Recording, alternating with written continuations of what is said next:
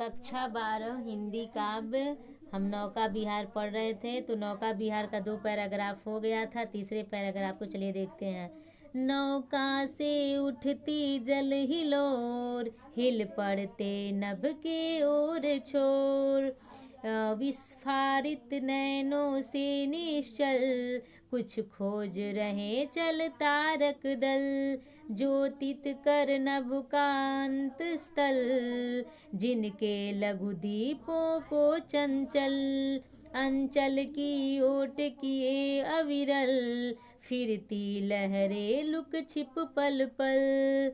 फिरती लहरे लुक छिप पल पल। सामने शुक्र की छवि झलमल, पैरती परी सी जल में कल। रूप हरे कचों में हो झल, लहरों से घूंघट से झुक झुक। दशमी का शशि निज ने तिर्यक मुख, दिखलाता मुग्धा सा रुक रुक। दिखलाता मुग्धा सा रुक रुक। चलिए कठिन शब्दों का अर्थ देखिए। हिलोर का अर्थ होता है लहरें। विस्फारित नैनो का अर्थ होता है आंखें फाड़कर। चल का अर्थ होता है चंचल। तारक दल का अर्थ होता है तारों का समूह। ज्योतित का अर्थ होता है प्रकाशित। अंत स्थल का अर्थ होता है भीतरी भाग। कंचों का अर्थ होता है बाल। तिर्यक मुख का अर्थ होता है तिरछा मुख। प्रसंग में लिख दीजिएगा प्रस्तुत पंक्तियों में गंगा में नौका विहार के समय गंगा के मनमोहक सौंदर्य का वर्णन किया गया है। ठीक है, अब व्याख्या पर ध्यान दीजिए। नौका से उठती जल हिलोल। जब गंगा में नौका चलती है तो उससे उठने वाली लहरों के कारण गंगा में प्रतिबिंब सारा आकाश हिल उठता है। हिल पड़े नभ के ओर छोर। नभ माने आकाश। जब गंगा में नौका चलती है तो उससे उठने वाली जो लहरें हैं, उन लहरों के कारण गंगा में जो प्रतिबिंब अर्थात परछाई कह सकते हैं, छाया क्या कर रही है, सारा आकाश हिला दे रही है, अर्थात हिल उठता है। मानो सारा आकाश उस प्रतिबिंब से हिल उठता है।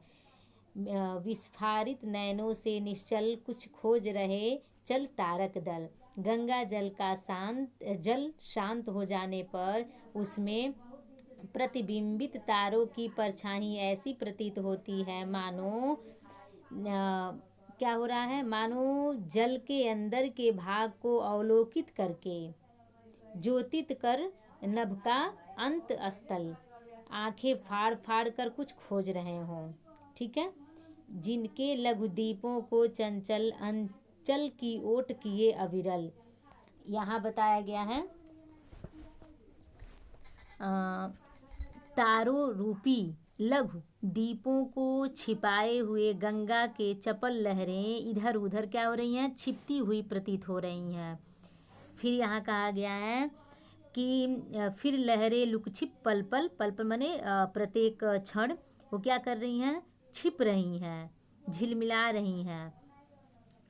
फिर सामने से ही क्या हो रहा है, सामने शुक्र की छवि झलमल, पैरती परी सी जल में कल। अर्थात इन जो शुक्र तारा है वो झिलमिला रहा है और उसकी शोभा जल में प्रतिबिंबित होकर परी सी तैर रही है। परी के समान बताया गया है किसको, जो झिलमिलाते हुए जो तारे हैं।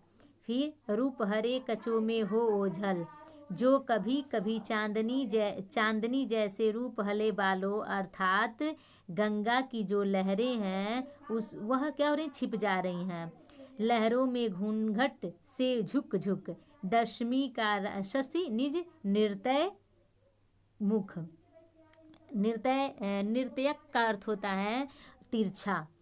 कहा गया है कि तभी कभी कभी अपने यौवन से अभिज्ञ यानी अनजान नायिका जिस प्रकार कभी अपना सुंदर मुख घूंघट में छिपा लेती है और कभी घूंघट उघाड़ देती यानी उठा देती है, उसी प्रकार गंगा में प्रतिबिंब दशमी का चंद्रमा भी कभी अपना तिरछा मुख क्या कर दे रहा है, दिखाता है, और कभी लहरों की चंचलता के कारण छिप जाता है। यहाँ दिखाएगा, दिखलाता मुग्धा रुक रुक, यानी कि कभी वह रुक जाता है, कभी वह छुप जाता है।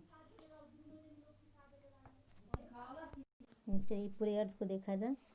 इसमें कहा गया है कि जब गंगा में नौका चलती है तो उससे उठने वाली लहरों के कारण गंगा में प्रतिबिंबित सारा आकाश हिल उठता है। ये सब कल्पना किया गया है, ऐसा कुछ है नहीं। गंगा का जल शांत हो जाने पर उसमें प्रतिबिंबित जो तारों की परछाई है वो ऐसा लगता है, ऐसा मालूम पड़ता है मानो तारे जल के अंदर के भाग को क्या कर रही हैं, अवलोकित कर रही हैं, प्रकाशित करके उसमें अपनी आंखें फाड़ फाड़ कर कुछ खोज रही हों। ठीक है।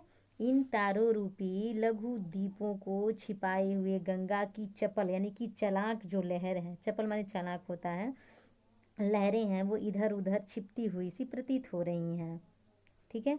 सामने ही जो शुक्र तारा है वो क्या हो रहा है, झिलमिला रहा है, और उसकी शोभा यानी उसकी सुंदरता जल में प्रतिबिंबित होकर परी के समान तैर रही है, जो कभी कभी चांदी यानी कि चांदी के समान रूप हले यानी कि चांदी जैसे सफ़ेद सफ़ेद बालों अर्थात गंगा की लहरों में छिप जाती हैं।